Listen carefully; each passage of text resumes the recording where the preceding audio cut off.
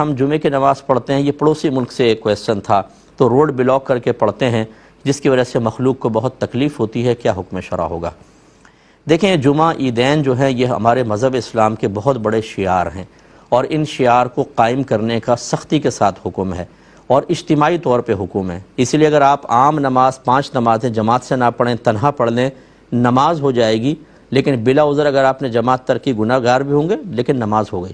لیکن جمعہ اور عیدین ایسے ہیں کہ یہ جماعت کے بغیر ہو ہی نہیں سکتے، آپ تنہا نہیں پڑھ سکتے، امام کے علاوہ کم از کم 3 نمازیں تو چاہیے۔ اور اگر آپ یہ قائم کرنا چھوڑ دیں شعار، تو لازم سی بات ہے کہ پھر یہ ایک بہت ہی عظیم عبادت سے محرومی ہے اور مذہب اسلام کا بنیادی مقصد فوت ہوتا ہے۔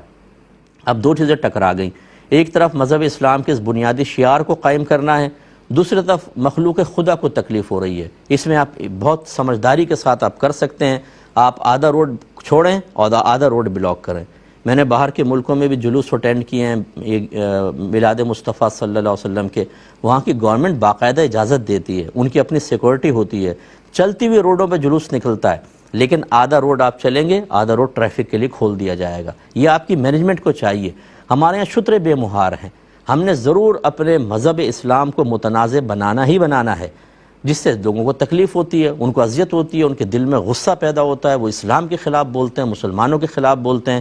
آپ بالکل صفیں قائم کریں، لیکن جیسے یہ روڈ پوری بلاک کرنے کے بجائے اس صف کو لمبا کر دیں، یعنی 4 آدمی 5 آدمی کی صف بنائیں اور پیچھے تک لے جائیں، آدھا روڈ کھلا ہونا چاہیے، وہاں سے لوگ نکل جائیں۔ تو یہ اس طریقے سے کر کے آپ نماز ادا کر سکتے ہیں، لیکن ہم کیوں کریں؟ کون اتنی لمبی بنائے؟ پورا بلاک کر دو، پیچھے ٹریفک جیم ہے، ہارن بجا رہے ہیں لوگ، اور اسی سے پھر تکلیفیں پیدا ہوتی ہیں، اور آگے آپ کے وہاں کے ماحول جو ہیں وہ آپ اچھی طرح جانتے ہیں۔ تو یہ مینجمنٹ کو چاہیے کہ بڑے احسن طریقے سے اس مسئلے کو حل کرے۔ یہ نہیں ہے کہ اگر کوئی آپ کو ذرا بھی کہے تو آپ گریبان پکڑ کے 2 گھونسے لگا دیں کہ ہمارے جمعے کے خلاف کیوں کر رہے ہیں۔ بھئی آپ اپنے مذہب اسلام کو اتنے پیارے انداز سے پیش کریں، اور اس ملک میں خاص طور پر کہ دوسرا دیکھے تو اس کا دل مائل ہو، اس کے دل میں محبت بیدار ہو، اور وہ آپ کو کہے کہ یہ مسلمان قوم ایک سلیقہ مند قوم ہے، ایک قرینے والی قوم ہے۔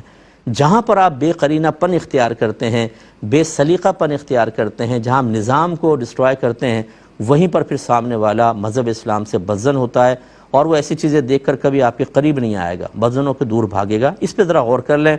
لیکن اگر جگہ ہی نہیں ہے، یعنی کوئی اس طرح صفیں نہیں بن سکتی، اب مجبوری ہے، تیزی کے ساتھ 2 رکعت نماز بس وہاں ادا کریں آپ جمعے کا، وہ پھر روڈ خالی کرنا آپ پہ واجب ہے۔ سنن نوافل اپنے گھر میں جا کے پڑھیں، یہ نہیں کہ آپ سنن نوافل بھی وہاں پڑھیں، پھر یہ صورتحال اختیار کرنا لازم ہوگا۔